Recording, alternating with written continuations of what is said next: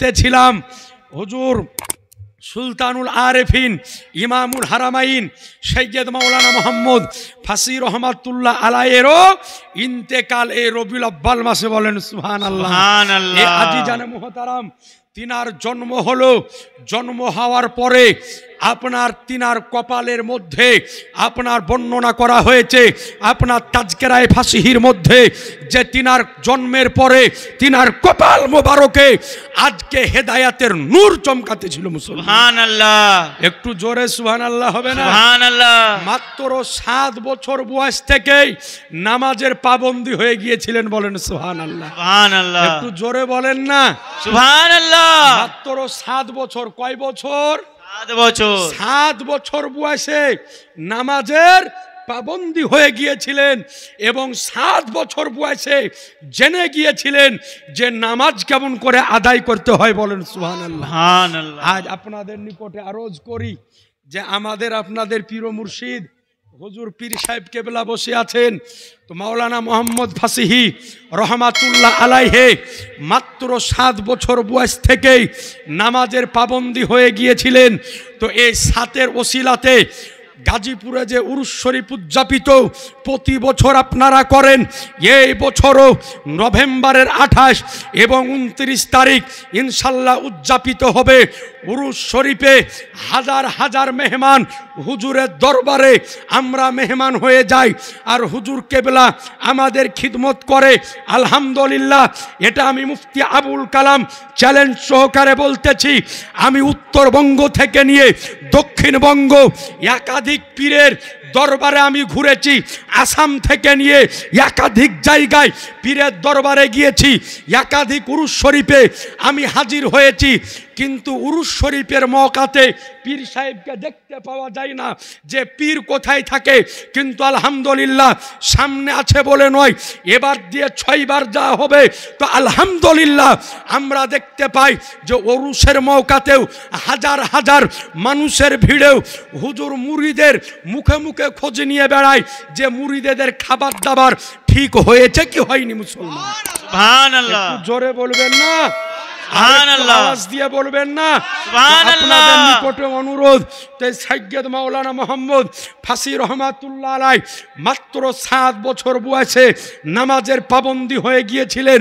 তো এই 7-এর ওসিলাতে এই যে উরুস শরীফের জন্যে কোনো ভাই আমার একটা খাসির দাম 7,000 টাকা দিতে পারবেন না? কোনো ভাই আমার একটা, কোনো ভাই যে 7-এর ওসিলায় কোনো ভাই আমার একজন যে 7,000 টাকা দিয়ে হুজুরের দরবারে একটা খাসি দিয়ে দিব। আপনি আজ না পারবেন 15 দিন পরে দিয়েন, খালি ওয়াদা করেন হুজুরের হাত থেকে দোয়া নিবেন। কোনো ভাই আমার একটা, একজন কোনো ভাই আমার ইনশাল্লাহ ওয়াজ করব, যে কোনো ভাই আমার 7-এর ওসিলাতে যে হুজুর 7 বছর বয়সে নামাজের পাবন্দী হয়েছিলেন, ওই ওসিলাতে একটা খাসির মূল্য হুজুরের দরবারে যাবে। হাজার হাজার মানুষ, একটু দেখো, হাজার হাজার মানুষ ওই জায়গাতে যায়, ওই খাসি দিয়ে আপনার খিদমত হবে। কোনো একজন ভাই আমার নাই যে 7,000 টাকা দিয়ে একটা খাসি হুজুরের দরবারে দেওয়া যায় না?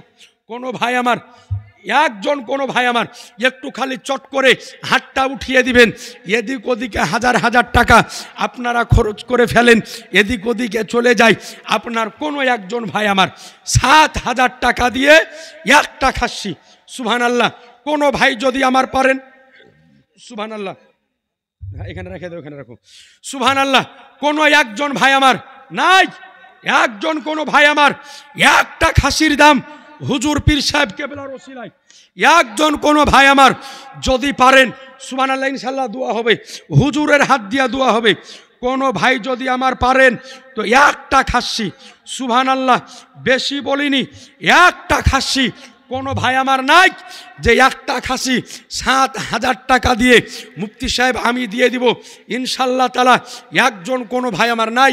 হ্যাঁ, এতটি লোকের মধ্যে হুজুরের কোনো দিওয়ানা, হুজুরের কোনো মুতাকিদ, হুজুরের কোনো চাহনেওয়ালা, হুজুরের কোনো আশিক, একজন কোনো ভাই আমার যদি পারেন তো 7,000 টাকা দিয়ে একটা খাসি, বেশি চাইনি, সুবহানাল্লাহি ওয়া বিহামদিহি, হাজার হাজার টাকা এদিক ওদিকে ফুরিয়ে দেন, হাজার হাজার টাকা চলে যায়, কোনো হিসাব থাকে না। কিন্তু জেনে রাখবেন, একটি টাকা যদি এই জায়গায় কাজে লাগে, আপনি কিয়ামতের ময়দানে এর বদলা আল্লাহর নিকট থেকে পাবেন। বলেন সুবহানাল্লাহ। কোনো ভাই আমার একটা নাই, হ্যাঁ, একজন কোনো ভাই, জিয়াউল ভাই দেখেন, একজন কোনো ভাই আমার 7,000 টাকা বলেছি, 7-এর ওসিলা দিয়ে একটু চট করে বলবেন, দেরি করবেন না। কোনো যুবক ভাই যদি পারেন, বা কোনো মা বোনদের মধ্যে থেকে যদি পারেন, 2 জনে মিলিয়ে দিব, হাফ হাফ করে 2 জায়ে মিলিয়ে দিব, বা 2 বোনে মিলিয়ে দিব, মা মেয়েতে দিব, বা শাশুড়ি বহুতে দিব,